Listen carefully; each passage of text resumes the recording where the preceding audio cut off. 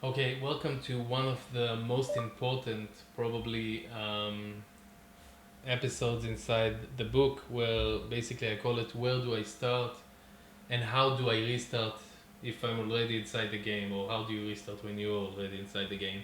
Um, the idea, again, is me. I'm summarizing the book. Remember that. There is a lot more inside the book. This really doesn't replace going, taking the book, reading it. It just gives you an idea of what I talk about inside the book. So if you like what I'm saying, go buy the book. It's not that expensive. It's on Amazon. I have a website if you want to get the ebook version.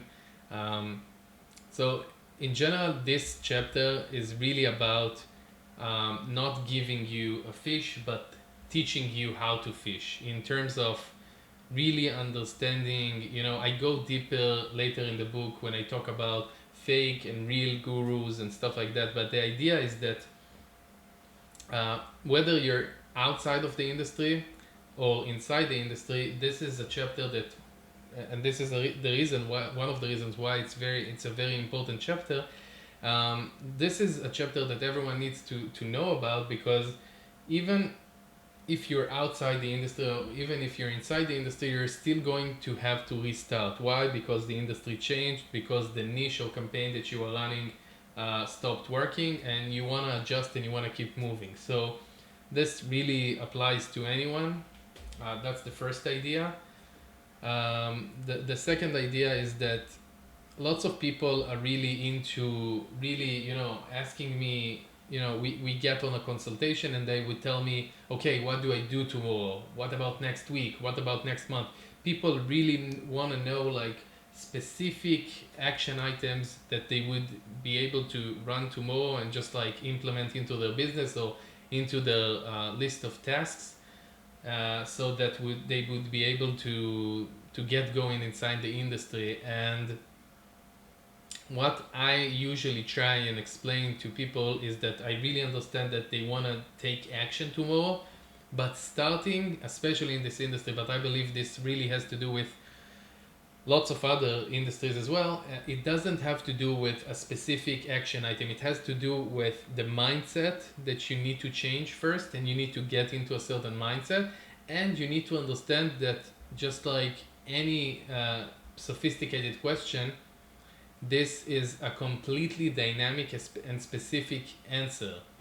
If there was one guide or one video or one idea or one piece of document that you can read and take action on that one and just like do it, everyone would do it. Everyone would become apex predators and go inside the industry and conquer it. And of course it's not like that, because lots of marketers would have that video. Sometimes they would call it copy my affiliate marketing method, or this is how I make 500 bucks a day being in affiliate marketing, or this is my agency blueprint. And this appeals to a lot of people, I understand that, but at the end of the day, if these videos would have worked, then everyone would have just listened to one video, watched one video, and then just implement that. Unfortunately or fortunately, it doesn't work like that. Um, so I'm gonna start with not being extremely practical, and I say that inside the book because I want to prepare anyone that watches this video. This is not just another, you go, you do this, you do that, you go to a conference, you meet some. It's not about that. It's really getting into that hunter's mindset, the predator mindset, and it has to do with lots of things. So where do I begin is probably the question that I get asked at least once or twice a week. And this is usually, I would say, 60% coming from people that are not inside the industry. Sometimes they're lawyers, accountants, and stuff, and then they want to move inside the industry. And sometimes they work inside the industry, but they are not really entrepreneurs. They're affiliate managers, they're like working for an agency, stuff like that, and they really want to start moving. So the first thing, usually when I hear that kind of like a question, I say, thank God I don't have to start, because nowadays going and explaining what's going on with media buying, with conferences, with all of the angles, the niches, the sub industries inside the industry, is this is a lot, you know. So I usually tell myself, thank God I don't have to start. And then going back to what I said, I always start by saying that this is completely dynamic. It's really specific and up to that person. You know, for example, if you're not the book reader type, or you know that you're an introvert, and it's hard for you to talk to people, then you have two choices basically. You can either skip to the next available option that you have in order to really grow, or you can adjust and thrive. And this is really the case for any type of change or something big that you want to move within your life, you know. So you have some kind of like barrier or a challenge. You know what's the reason for you not to go over that barrier, or what's stopping you from even approaching that barrier, and then you can either adjust and make that, you know, changes that you need to make in order to really approach it. And sometimes you, even when you make those changes, it doesn't work. Or you can just move to the next available option, and sometimes that's another industry, another opportunity, and sometimes it's the same industry but a different way to get inside the industry. So um, the book really, I talk inside the book about how you create the right mindset. And I say inside the book that I'm not talking about some kumbaya spiritual, you know, bullshit, but really, you really absolutely have to have the right mindset if you want to start your journey, you know. So most people, when they start a journey, or even if they are a few years inside the journey and they don't have that right mindset, they're just pray for to what or for what.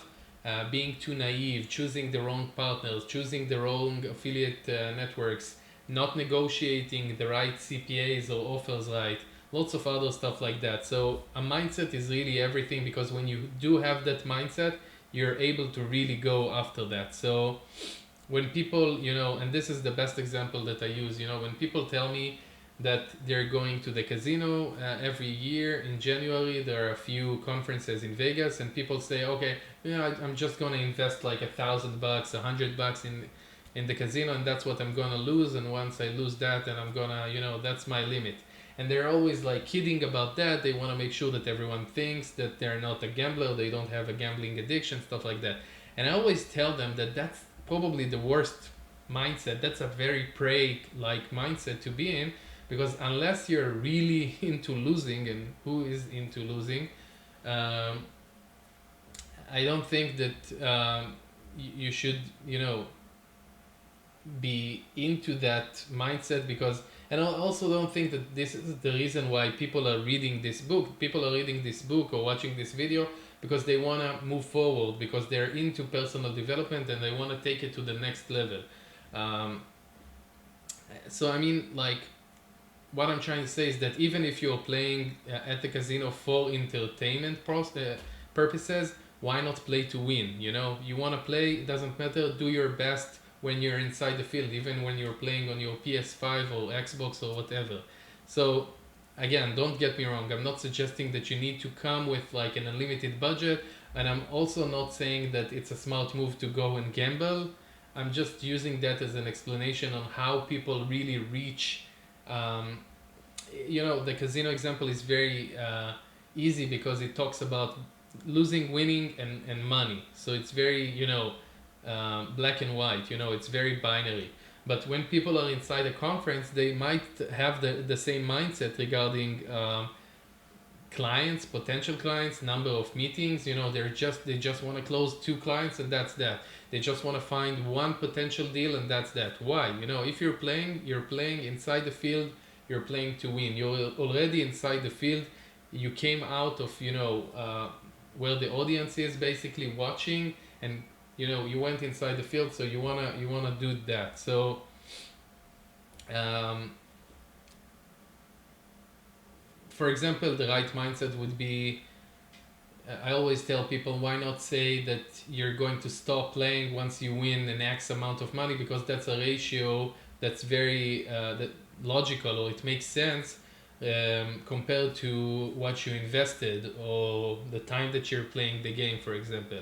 That's just like a much more positive and down to earth, empowering mental position to be in, you know. So when Michael Jordan won each championship, he used to lift his hand and show how many championships ring he had, and he always had one more finger up for the next one, you know. So he was very happy that he won, but he always was already thinking about the next, you know, object or the next, you know, part of his career. So if you're saying that you're only entering to make 50 bucks more, you know, every day, that's the mindset that you're going to have when you're launching a campaign. But really, even worse, it's such a prey mindset that will really allow you to give up instead of learning how to stay the course or deal with the campaigns losing or when clients leave you and stuff like that. Because when you play a very low ball or low stakes kind of like game, that's kind of like where you adjust your brain. Even when you go to workout, you want to get more and more weight throughout a longer period of time, because the muscles, they have a memory and they tend to stop growing when they get used to certain weights. um, so essentially, this part really talks about the fact that there is never an end goal. There is always another mountain to conquer, and just making sure that you're in the right mindset, and you know, the odds of you creating a thriving business, let alone making money in any business for the long term, would be stacked against you. So you really want to make sure that once you hit a barrier, once you hit a challenge, you really are in that mindset. The next part of that chapter really talks about having and using an unfair advantage. Lots of people have an unfair advantage. Recognizing that you have one is one big thing. I would say it's even more than 50%, but using it is another thing. So people usually just ignore or disregard their unfair advantages, and I really suggest that everyone that reads the book or watches this video takes a minute to consider what I mean when I say that. You know, lots of people bring in past connections, past workplaces, talents, attributes, gifts that they have with them, and most of the times you would have some sort of like correlation between the skills that you gathered throughout your life and where and how you can use them to outpace the competition, basically. So just for example, you might have a family relative in the advertising space. Maybe you have a family business that you can start running ads on. Maybe you live in a city where there's like a big hub of marketers or something like that, you know. So those are just like a few unfair advantages that people usually would have something, you know, alongside that thing.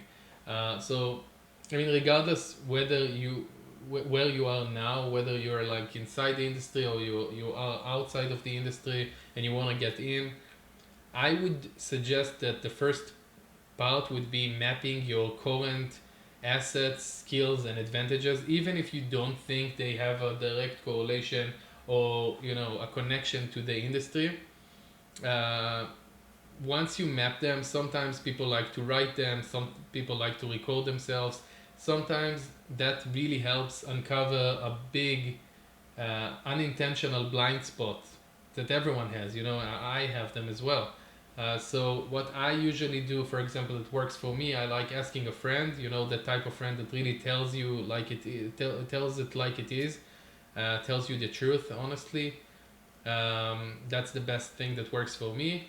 But anyone that could really give you a fresh perspective, sometimes it's someone you pay to, like a personal development coach, a therapist, anyone, you know, that would be able to really be objective and really sit down and map the opportunities that you really have immediately available. And I think that most of you would be amazed at how many people come up with uh, so many skills and ideas after that really follow even without me even suggesting anything. You know, I usually would help connect the dots, but people really are amazed at the ideas that they have and stuff like that, you know. um, First conversation, someone tells me that he doesn't have any unfair advantage, and then the second conversation, something that should have been so obvious, the fact that the guy manufactures products for other people, um, is his big unfair advantage. So, he understands what's working and he can duplicate the business models and stuff like that and just manufacture for a lower cost. That's a very big unfair advantage. Um, you'd also be surprised at how many times I've seen huge blind spots when people made career choices. So, for example, someone would tell me that he doesn't have the time to work on a side project because he wants to be able to spend more time with his kids and family. And I usually tell them that that's exactly the reason why he needs a side project now, because he wants to spend more time with his kids. I try and understand and explain to people that life have a perfect balance. Really, you invest now in something that's going to allow you to spend a lot more time or money on what's important for you. Some people like cars, some people like to travel the world, some people want to invest in their family, in this case, kids. So essentially, I don't know the exact ratio within that example specific, but you invest or you spend one weekend without your kids to spend 4 weekends with them. And it's usually about taking that thing that you're afraid of and turning it in your benefit. So if you're afraid that your kids are going to grow without a father, think of the fact that if you keep working for someone, you're going to make them grow, without a father, or you're going to miss out on a lot more time with them. So really understanding the ability to leverage the current assets, people or processing strategies or processes or whatever, is such a big blind spot for many people. And I mean, really getting that blind spot a little bit less blurry is really crucial, and it's the second part after getting you into that mindset. So I think that's I think most essential and basic things before you really start. So I also give a list of ideas and brainstorm just hidden opportunities of like different unfair advantages for inspiration, so you can maybe identify them. It's all in the book, so if you want to go over that, and in the next video we're gonna go through the rest of where do we start. So basically it's going to talk about how you create a specific list of resources and really moving into action. So this is a much more action oriented part of the book, where I actually go and really go deep into how you map the current places that you want to learn from, who you want to avoid learning from, knowing how to ask things from people and stuff like that. So this is all coming up in the next video. Again, if you like this content, make sure that you read the full book, because it has much more in-depth ideas on everything that I talk about.